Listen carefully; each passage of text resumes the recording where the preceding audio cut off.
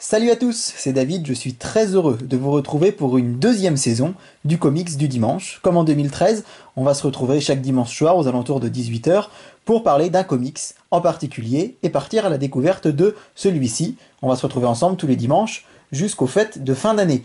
Et j'aimerais pour cette saison 2 que nous parlions plus particulièrement d'une collection. C'est la collection Marvel Comics, la collection de référence qui est sortie chez Hachette depuis, je dirais, environ 1 an et demi maintenant. C'est une collection que vous retrouvez chez votre marchand de journaux. Tous les 15 jours, un nouveau comics sort. Et à chaque fois, donc, un comics légendaire ou un comics, on va dire, vraiment important de l'histoire de Marvel. C'est une collection en 60 tomes. À l'heure où je vous parle, là, mi-septembre, on doit en avoir 38, je pense, environ de sorties. 38 à 40 sur les 60, c'est-à-dire qu'on est environ aux 2 tiers de la collection.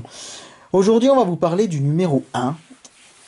Il s'agit, voilà, comme vous le voyez, c'est sur la tranche, puisque en fait la tranche, c'est un regroupement. Une fois qu'on a tous les comics, ça forme une fresque, j'essaierai de vous la montrer. On va parler du numéro 1, c'est pas le premier qui est sorti en kiosque, mais c'est le numéro 1 dans l'ordre de la collection. Silver Surfer, les origines. Alors, ce comics, c'est bien, comme il l'indique, c'est simple, nous retrace les origines du Silver Surfer, appelé plus communément en français le surfeur d'argent.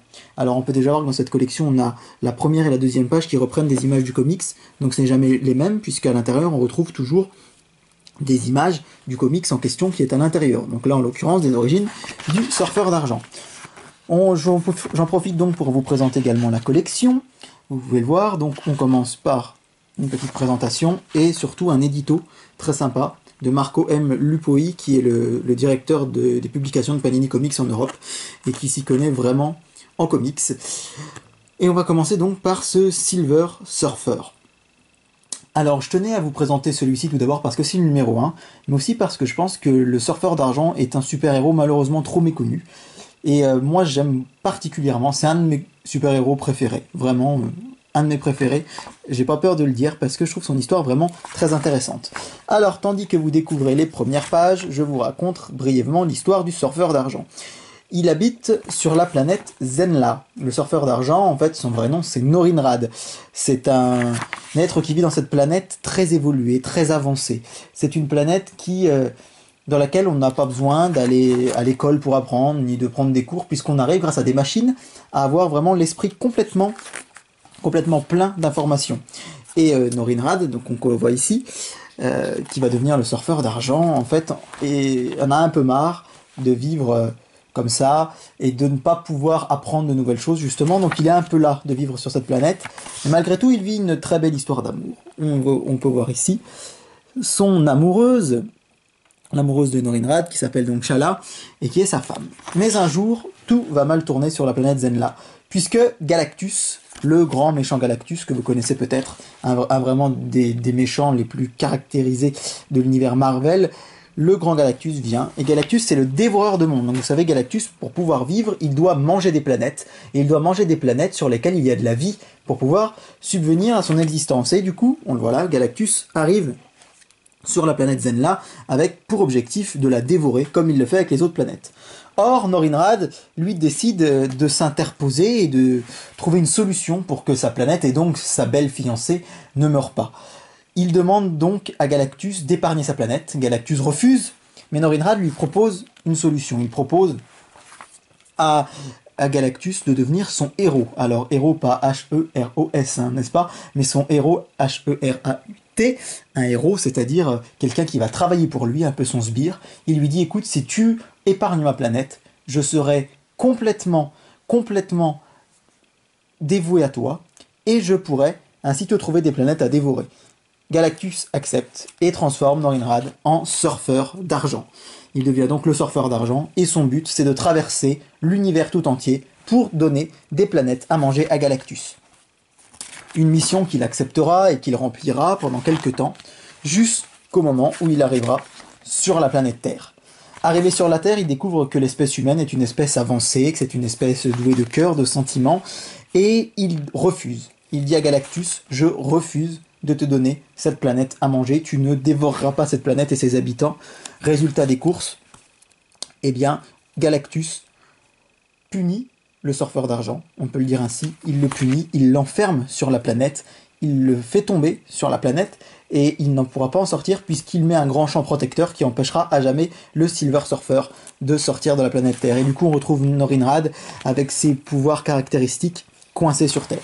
Le premier numéro donc nous retrace ses origines avec tout ce que je viens de vous raconter, c'est-à-dire vraiment le surfeur qui va découvrir la Terre et qui malheureusement va s'y trouver coincé, va penser à son amoureuse qu'il ne reverra jamais, malheureusement, du moins le croit-il.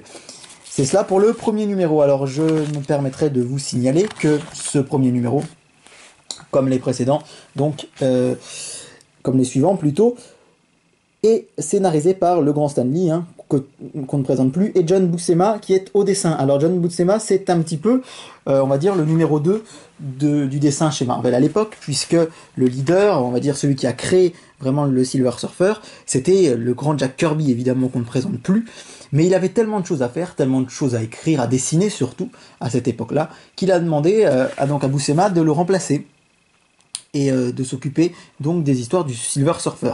Et pour beaucoup de fans, c'est vraiment le dessinateur, c'est son âge d'or, il est à son apogée ici. Alors évidemment, les dessins, vous le voyez, sont oldies, on est là dans les années 60, mais voilà, c'est pas un frein à la lecture. Je vous présente rapidement les prochains chapitres, donc après les origines, où on découvre tout ce que je vous ai raconté, le numéro 2, la Terre comme trophée. Il est coincé sur la planète Terre, et la planète Terre va se faire attaquer par des aliens. Le surfeur d'argent décide de la défendre. Manque de peau, les aliens arrivent à se rendre invisibles. Donc le surfeur d'argent les combat, lui il les voit, mais la planète entière ne les voit pas. Donc problème, il voit seulement le surfeur d'argent se battre contre du vide, et on a l'impression que le surfeur en fait essaye de détruire la Terre alors qu'au contraire il veut la sauver.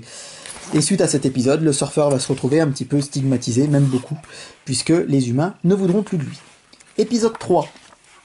On va retrouver le Silver Surfer contre Mephisto. Mephisto c'est le prince des enfers, c'est Satan, c'est le prince du mal, qui se rend compte que le surfeur est sur Terre et que c'est la personne au cœur le plus pur qu'il connaisse. Et il ne supporte pas de voir quelqu'un avec un cœur pur comme ça sur Terre. Il se dit le surfeur pourrait apporter de la bonté, tellement de bonté que je n'en ai jamais vu, alors je vais essayer de l'attirer dans les enfers pour le détruire. Et s'en suivra donc un combat entre le surfeur et Mephisto. Voilà, duel en enfer, comme c'est écrit ici. Je ne vous raconte pas l'issue du combat, on va aller directement au prochain chapitre, chapitre 4, qui, comme on le voit ici, va mettre aux prises le surfeur avec Loki. C'est-à-dire que le surfeur, Loki découvre qu'il y a le surfeur d'argent sur Terre et se dit « cet être a l'air si puissant, c'est pas tout à fait un dieu, mais il est tellement puissant qu'il pourrait peut-être battre mon frère Thor, alors on va l'envoyer à Asgard. » Et il fait croire donc au surfeur que Thor est une mauvaise personne. Et le surfeur part donc pour combattre Thor, mais il se rendra vite compte de la supercherie. Et on termine donc par le numéro 5, Qui le pleurera, une aventure du surfeur d'argent avec les 4 fantastiques. Alors, je ne vais pas plus vous révéler l'intrigue de celui-ci, parce que je pense que je vous ai déjà beaucoup parlé de ce qu'il y a dans ce tome numéro 1 de la collection Marvel Hachette. On va tout de suite se diriger vers la fin, puisqu'il faut quand même que je vous laisse un petit peu de suspense si vous souhaitez le lire, pour vous montrer alors quelque chose de très bien dans cette collection. Alors déjà, il faut dire que les volumes sont de tailles différentes. Là, on a 5 numéros du surfeur d'argent, dans certains on en a 4, dans d'autres on peut en avoir 6. Donc voilà, c'est un petit peu à taille variable. Ce qui est très agréable, c'est à la fin, on a toujours des bonus. Alors là, on a les créateurs, c'est les origines du Silver Surfer. Alors vous voyez, on a plein de choses. Les premières couvertures de ces numéros. C'est vraiment sympa, c'est-à-dire vraiment, là on a 4 pages avec beaucoup de texte, on apprend beaucoup de choses sur le surfeur d'argent. Et puis c'est pareil pour tous les autres tomes de la collection.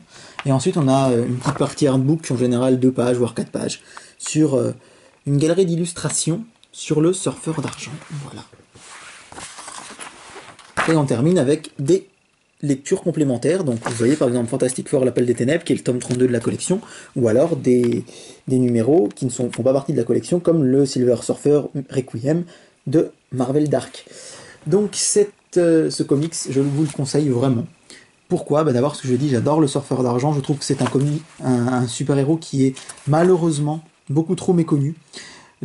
Son histoire est passionnante, je trouve que c'est vraiment très beau, cette histoire d'amour avec sa petite amie qui ne reverra jamais, sa fiancée, avec les difficultés, il aimerait la revoir. Dans certains numéros, il la revoit, mais ils savent que de toute façon, ils ne pourront plus jamais s'aimer et plus jamais être ensemble, puisque lui, de toute façon, n'est plus un être normal, il est devenu le surfeur d'argent. C'est un petit peu, allez, si je puis me permettre, avec une comparaison peut-être un peu hasardeuse, mais c'est un petit peu Roméo et Juliette avec leur amour impossible du monde des comics.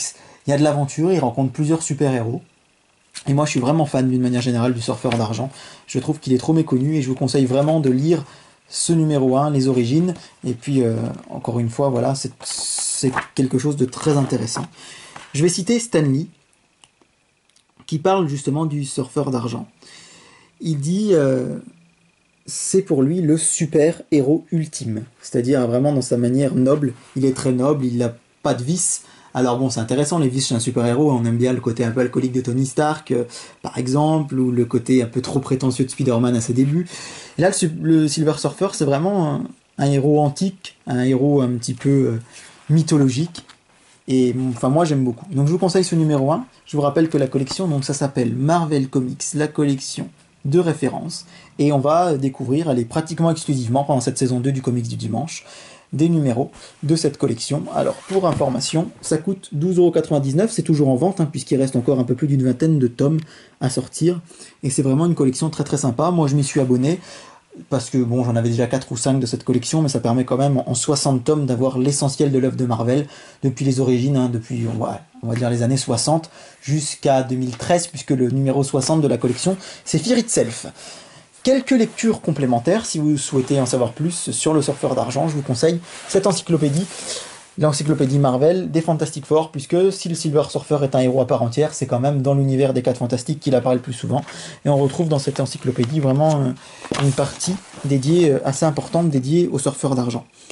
Et c'est vraiment intéressant de pouvoir se documenter un petit peu plus à propos de ce héros de Galactus, et je terminerai en vous conseillant, voilà, le seul film pour l'instant dans lequel le surfeur fait une apparition, Les 4 Fantastiques et le surfeur d'argent. Il est dans le titre, alors c'est un film qui est plutôt décrié, mais que moi je trouve vraiment sympa. Encore une fois parce que je suis fan du surfeur et que je trouve qu'il est vraiment bien retranscrit à l'écran. Et puis voilà, c'est un film de super-héros sans grande prétention. C'est produit par la Fox. Je vous rappelle que c'est pas Marvel qui a les droits des Fantastic Four, c'est la Fox. Mais voilà, c'est un film sympathique et ça vous permettra de redécouvrir une nouvelle fois ce héros, donc le surfeur d'argent. Je vous souhaite à tous une très bonne semaine.